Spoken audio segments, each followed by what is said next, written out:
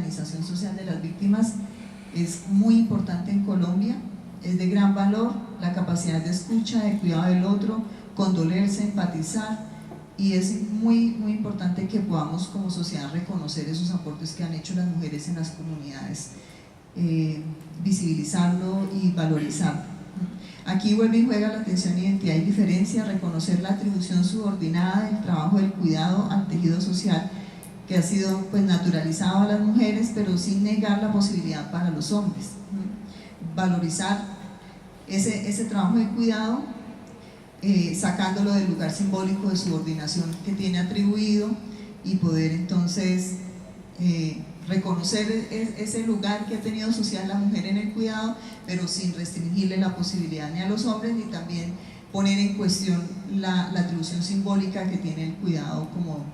un acto subordinado respecto de los elementos de la producción. Entonces, muy importante que se prevea, digamos, que esa marca identitaria no implique la negación de la narrativa en primera persona, como lo plantea Kimberly Taylor cuando refiere al tránsito de no hablar a no hablar de sí mismas, que es una circunstancia que se ha venido estudiando en los procesos de memoria, en las narrativas de las mujeres, en los procesos de conflicto, en el que efectivamente las mujeres luego que dejan para sí únicamente el lugar de testigos, o hablan en tercera persona todo el tiempo, otras personas que han vivido estos hechos pero nunca lo cuentan en primera persona. Y por último, en estas reflexiones entonces quisiera compartir dos hallazgos de las investigaciones que hemos realizado, del trabajo que hicimos con Guamoco, que ustedes pues tuvieron la oportunidad de ver el documental y de escuchar a Joana a primera hora del día. Pues compartir una preocupación que nos quedó en relación justamente a esta comprensión de las situaciones de violencia sexual, la importancia de tener una conceptualización muy amplia de la violencia sexual. Me parece interesante la que planteó la Comisión de Verdad y Reconciliación en el Perú, que definió la violencia sexual como un tipo de violación a los derechos humanos que incluye la prostitución forzada, uniones forzadas, esclavitud sexual, abortos forzados y nudismo forzado. Digo esto por la circunstancia de las uniones forzadas, que en algunos contextos pueden no ser leída como una situación de violencia sexual, y en la investigación en Guamoco pues encontramos testimonios diversos de mujeres que vivieron esas experiencias de uniones forzadas, pero que aparecen en los registros nacionales como personas desmovilizadas en el proceso de justicia y paz, ¿sí? y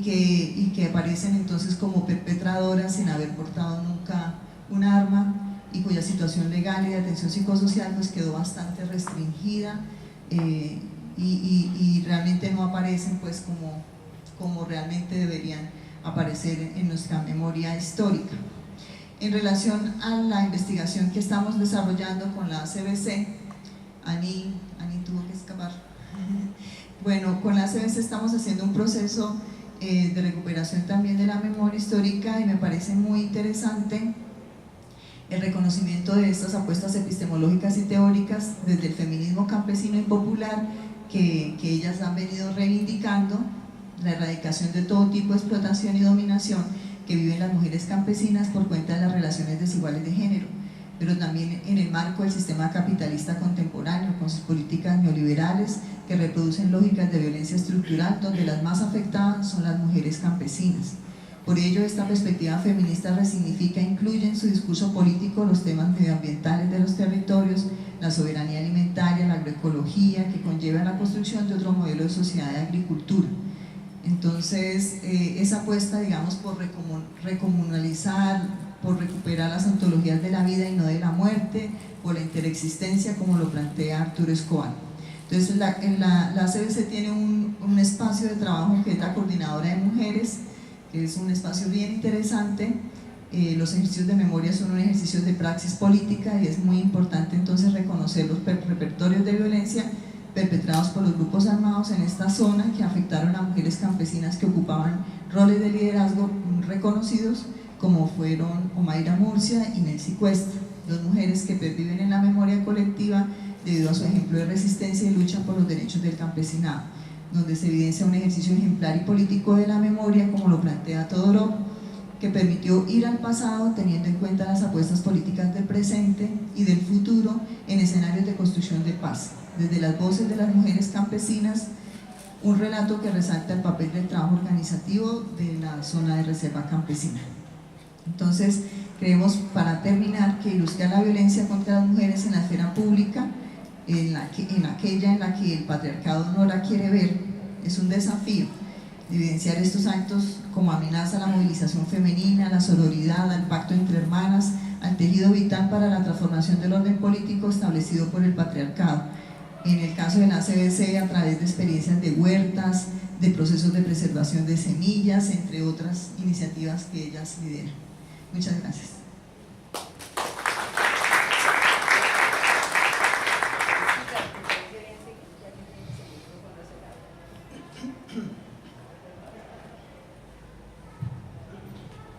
Bueno, muchas gracias nuevamente por la invitación. Es un honor estar sentado acá al lado de estos personajes que cuando uno los escucha hablar,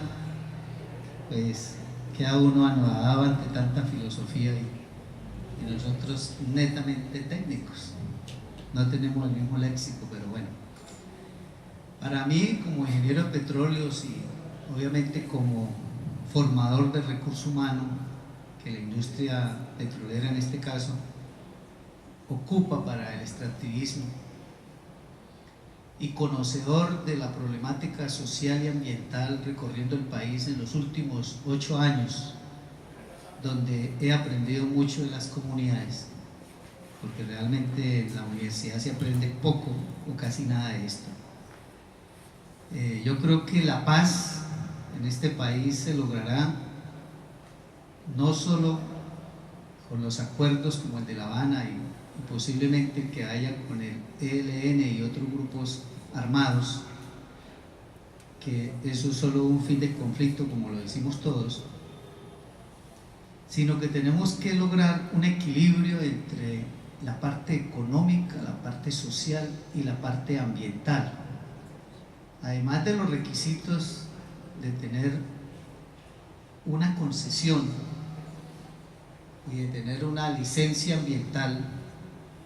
El extractivismo requiere de una licencia social,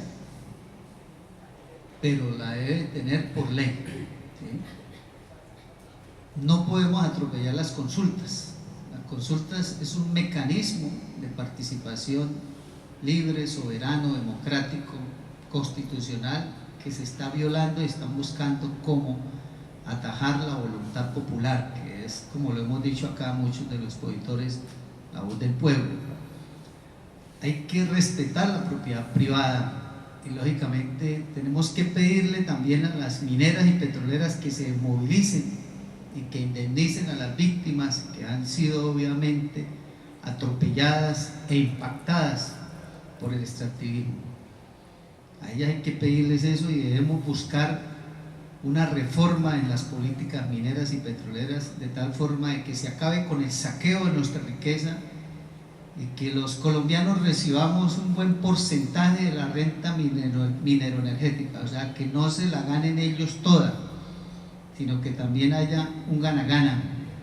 para poder tener recursos con los cuales jalonar el desarrollo económico y social de este país. Por eso yo siempre digo en mis charlas que petróleo y minería sí, porque obviamente pues soy ingeniero de petróleos, pero no así bajo el modelo de saqueo que hemos tenido en los últimos gobiernos, ni tampoco podemos hacerlo en cualquier lugar, porque es que hay fronteras en el extractivismo, hay sitios donde se puede hacer la minería, pero no podemos subirnos a los páramos, acabar con recursos más valiosos que el propio mineral como es el agua, porque nosotros no nos vamos a bañar con petróleo ni vamos a echarle petróleo a las ollas. El agua vale más que el petróleo, es vida, en cambio el petróleo es veneno. Toda especie, tanto de flora como fauna, que se contamina o se unta de petróleo se muere, hasta las vacas que tienen una piel más gruesa que la nuestra cuando se unta o se impregna de petróleo, así usted la lave, a los pocos días se muere.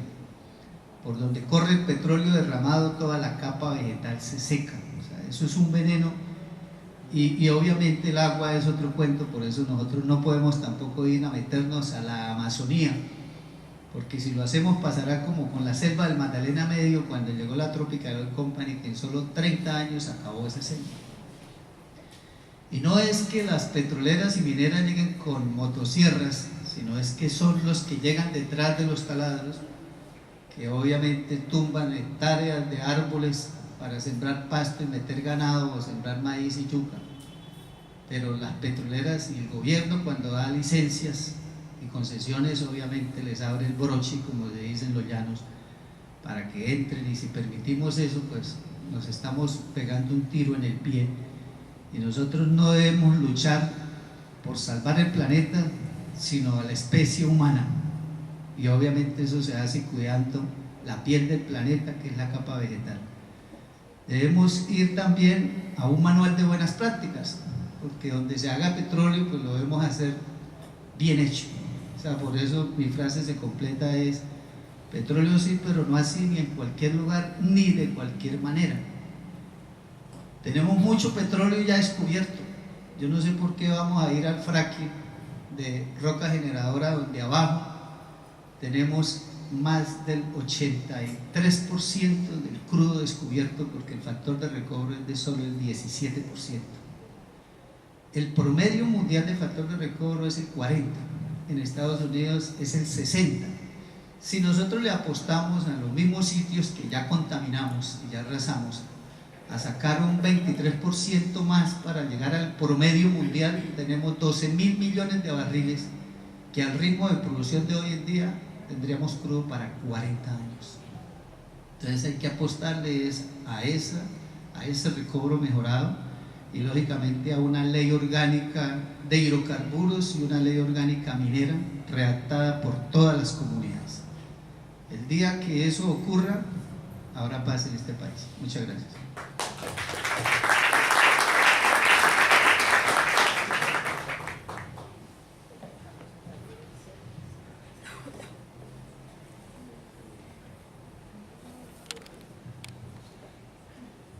Bueno, muchas gracias. Expresar en primera instancia un profundo agradecimiento a CAPAS,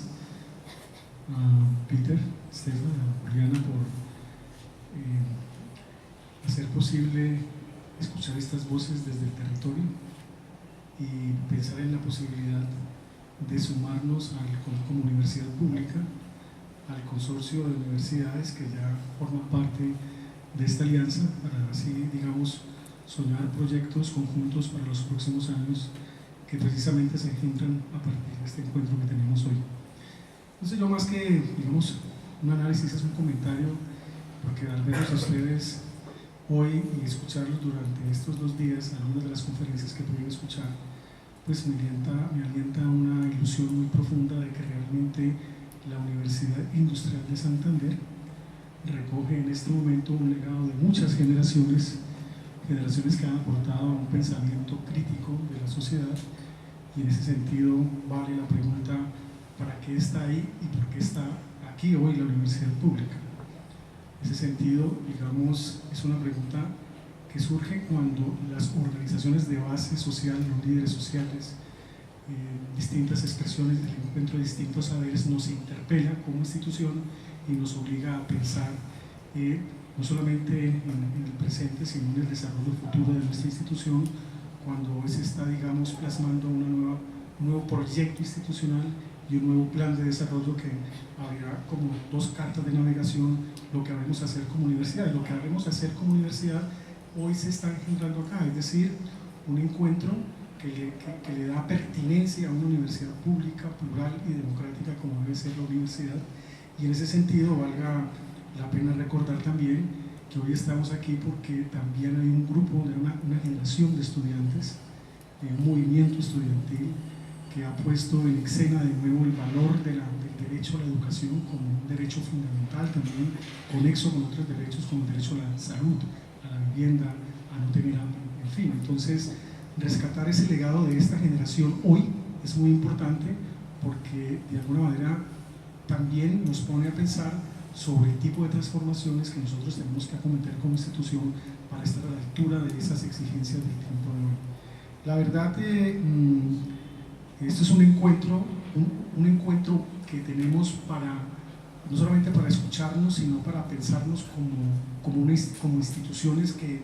deben generar todo el tiempo una matriz de intersección, de interacción e integración en esos distintos ámbitos que hoy conocemos acá, que hemos escuchado, y me parece que muy probablemente como resultado de esto, creo yo que nacerán nuevos programas académicos de pregrado y posgrado en la universidad en los últimos años, porque cuando uno escucha estas reflexiones el día de hoy, en el tema de esa matriz, por ejemplo, ambiental, eso sugiere que en esa misión y visión de la universidad debe estar plasmado ese requerimiento de las comunidades nuestras en el sentido de pensarnos, por ejemplo, en términos de qué es lo que significa hoy sostenibilidad para Colombia y cómo formar a nuestros jóvenes universitarios, no solamente para el mundo del trabajo, como suele decirse en competencias, sino también formarlos para el mundo de la vida, en capacidades humanas que contemplen esta riqueza de este encuentro de saberes que hemos tenido acá. Y me es muy grato saber que nosotros como universidad pública también tratamos hoy de reconocer y de recoger esos saberes ancestrales como saberes propios frente, digamos, a esa soberbia del conocimiento de Occidente que siempre se ha opuesto, digamos, a reconocer esa otredad que somos y que básicamente está plasmada en la presencia de nuestras comunidades indígenas en nuestro territorio. Creo que las intervenciones que tuvimos ayer de la UNIC hoy y los compañeros que vienen de estas comunidades nos transmiten esa belleza, esa narrativa que hay allí, esa riqueza simbólica y material que tenemos los colombianos y que muy probablemente todavía tenemos que hacer un reconocimiento de esa alteridad que está allí refundida por ese conocimiento que incluso en la academia no le da un lugar que se merece y que se debe respetar.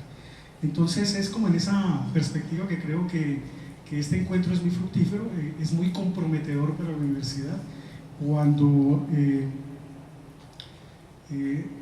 señalaba el profesor Vanegas que a veces estos encuentros en la universidad no se tienen al interior de la universidad entre diferentes cuerpos disciplinares. Eso es cierto, es decir, es parte también de la tarea transformadora que tenemos que acometer como universidad, en el sentido de que esos grupos de investigación, cada uno, digamos, desde un enfoque disciplinar, tiene que salirse desde su zona de confort para poder dialogar con los otros saberes, porque es imposible pensar hoy, que hay un compañero que trabaja el tema de la complejidad, el mundo social, sin tratar de hacer lectura de esa complejidad del mundo social que hoy vivimos, ¿no? Y esto porque el reto que tenemos como universidad es que cuando escuchamos y miramos las exigencias de los estudiantes en nuestro país no se circunscriben única y exclusivamente al tema de la financiación de la universidad pública.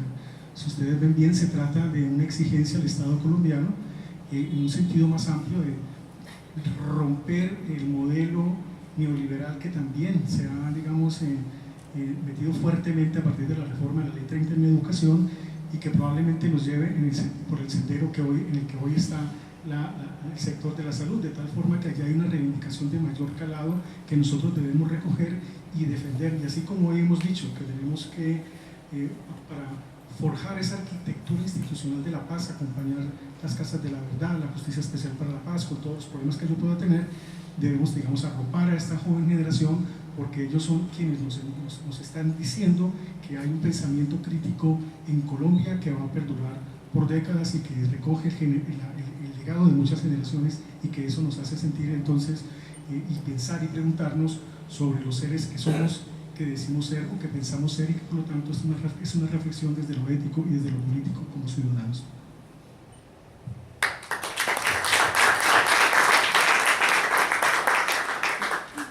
Bueno, ya buenas noches creo a todos y todos, y también quiero empezar con un agradecimiento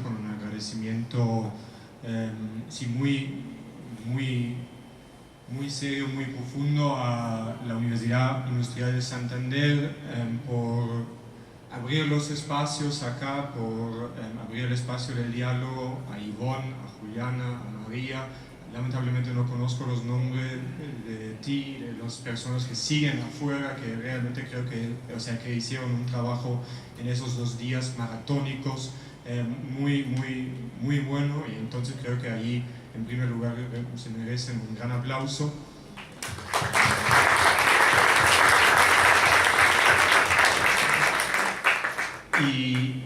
Y también obviamente a ustedes, porque sé que 2 días, desde las 8 hasta las 8 casi, es muy fuerte, y por estar todavía acá escuchando esas últimas palabras en ese último panel. Pero no quiero quedar en palabras de gracias, etcétera, sino también pienso que lo que nosotros vimos o escuchamos en esos 2 días, en primer lugar es algo que a lo mejor ya lo sabíamos. La paz necesita un largo aliento, y la paz también se enfrenta con muchos obstáculos y creo que demasiadas frustraciones. Y hemos escuchado muchas frustraciones, muchas causas por frustraciones que, por suerte, más que nada a las personas que están en las luchas cotidianas, en los movimientos sociales, no se dejan frustrar. Y eso me parece importante. Porque creo que al otro lado, a pesar de todas esas malas noticias que hay, si miramos a ciertos aspectos de la implementación, por ejemplo del acuerdo, pero también si hablamos sobre temas que no están en el acuerdo, pero creo que también hay que decir que hay avances y que la paz es demasiado importante para dejarse llevar por el pesimismo. Creo que lo que nosotros tenemos que hacer es buscar la manera de enamorar el país para apropiarse de esa paz. Y creo que eso es lo que más que la academia, porque la academia generalmente no es muy bien, no sabe muy bien enamorar a la gente en proyectos políticos, eso, pero lo que vimos acá es que con todas esas participaciones de diferentes organizaciones, de diferentes movimientos, ahí lo que yo aprendí es que hay mucha gente muy comprometida que en el día a día está enamorando el país para esa paz. Y también sabemos que con todos esos hechos victimizantes tan horribles que hemos escuchado en esos 2 días, pero que también hemos escuchado en otros espacios, creo que no hay alternativa a la paz. Eso también es algo claro, que tenemos que luchar para que esa paz sea una paz exitosa. Y ahí es mi próximo punto. Creo que es importante la pasión y debates pasionales, controversias, que incluso también tratar de, si a lo mejor no vamos a convencer él o ella que piensa diferente, pero sí atrevernos a salir de la zona de confort, de hablar de la gente que piensa igual que nosotros, y sí hablar con los que a lo mejor no piensan como nosotros. Y eso lo vemos en Alemania, que eso no es fácil, pero que es importante. Lo vemos en otras partes, que no es fácil, pero que es importante, y creo que también acá es importante.